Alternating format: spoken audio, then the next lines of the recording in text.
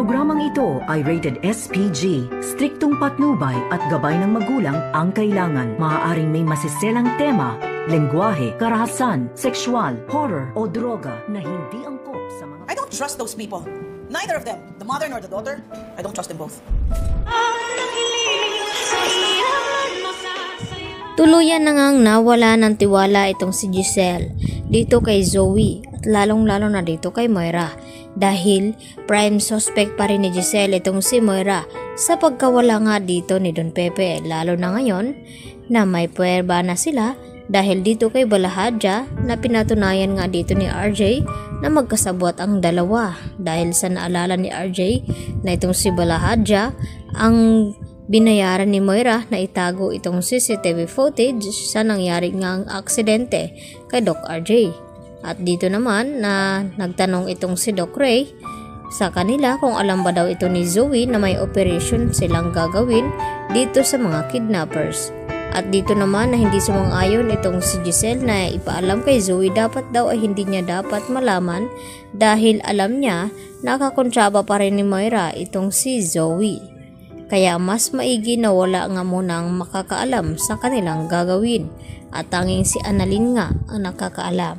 At dito naman na tinanong ni RJ itong si Annalyn kung wala ba daw itong Jyoti at kinakailangan nga daw bumalik sa Eastridge upang magtrabaho itong si Annalyn at hindi naman mapakali itong si Annalyn na pumasok sa kanyang trabaho dahil ang isip nito ay nandun nga sa operation kung saan ay susugod na nga itong mga pulis upang hulihin ang mga kidnappers. At dito rin nasabi ni Annalyn kay Doc Lindon na dapat ay sundan daw niya itong mga pulis nang sa ganon ay makasigurado itong si Annalyn na mailigtas niya ang kanyang lolo at hindi naman makakapayag itong si Doc Lindon na hindi masasamahan itong si Annalyn sa pagpunta roon.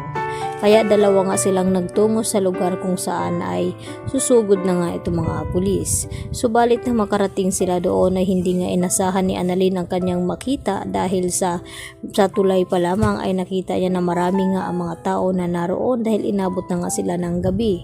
At dito nagtanong-tanong itong si Annalyn kung ano daw ang nangyari dahil doktor nga siya. At dito sinabi ng matanda kay Annalyn na may natagpuan daw na matanda sa ilalim ng tulay. At dito naman na nilapitan ni Annalyn at laking gulat ni Annalyn nang makita itong kanyang lolo Pepe at nagtanong ito kung buhay pa ba daw at hindi nga sigurado ang mga tao kung buhay pa ba itong si Don Pepe ngayon. Kaya agad naman na inimbestigahan ang nangyaring aksidente kay Don Pepe at napag-alaman na ang tumulak nga dito sa kanya ay walang iba kundi itong si Zoe. Kaya agad nga na pinahanap ni RJ at Giselle itong si Zoe upang panagutin sa batas at tanungin kung bakit niya nagawa iyon sa kanyang lolo. At dito nga na nakapagsalita itong si Don Pepe sa kanila na itong si Zoe ay hindi nga tunay na anak ni RJ at si Carlos nga ang tunay na ama nito. Kaya yun nga ang dahilan na kung bakit pinadukot ni Moira itong si Don Pepe dahil yun nga ang malaking dahilan na hindi makalabas ang kanilang sekreto. At pati na rin itong si Moira at hindi nga natsambahan ng mga polis itong si Moira dahil madali nga itong tumakas at pinaghahabol naman ng mga pulis itong si Balahadja hanggang sa na-corner nga nila ito.